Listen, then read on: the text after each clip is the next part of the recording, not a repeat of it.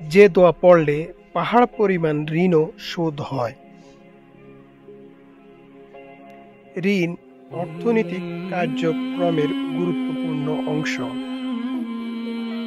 তবে অতিরিক্ত ঋণের বোঝা বহন করা অনুচিত।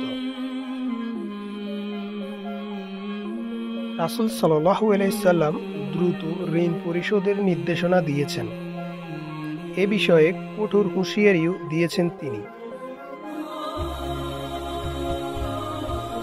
ঋণ থেকে মুক্তির জন্য বিভিন্ন দোয়া ও আমল রয়েছে।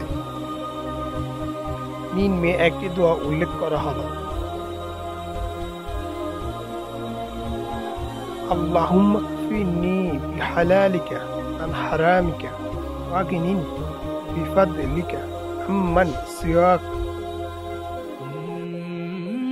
অর্থ: হে আল্লাহ, আপনি আপনার হালালের মাধ্যমে আমাকে পরিতুষ্ট করায় হারাম থেকে বিরত রাখুন এবং আপনার অনুগ্রহের মাধ্যমে আপনি ছাড়া অন্য সবার থেকে আমাকে অমুখাপেক্ষী করুন। অন্য হাদিসে আরেকটি দোয়ার কথাও এসেছে, তা হলো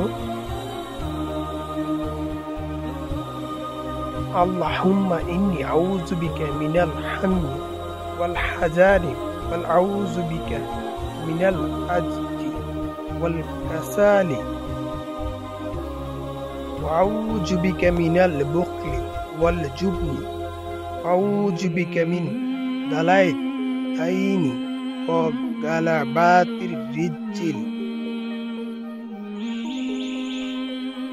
অর্থ: হে আল্লাহ, আমি দুশ্চিন্তা ও দুঃখ থেকে আপনার আশ্রয় চাচ্ছি এবং অপারগতা ও অলসতা থেকে, কৃপণতা ও ভীরুতা থেকে, ঋণের ভার ও মানুষের দমন পীড়ন থেকে।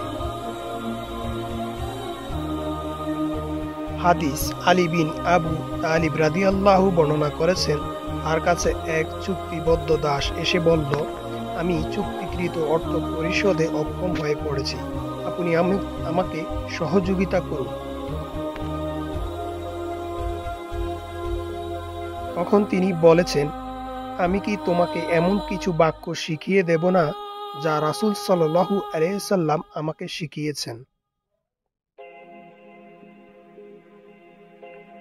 যদি তোমার উপর পাহাড় পরিমাণ ঋণ থেকে থাকে, আল্লাহ তা তোমার পক্ষ থেকে শোধ করবেন। তুমি এই প্রথম দোয়াটি পড়বে।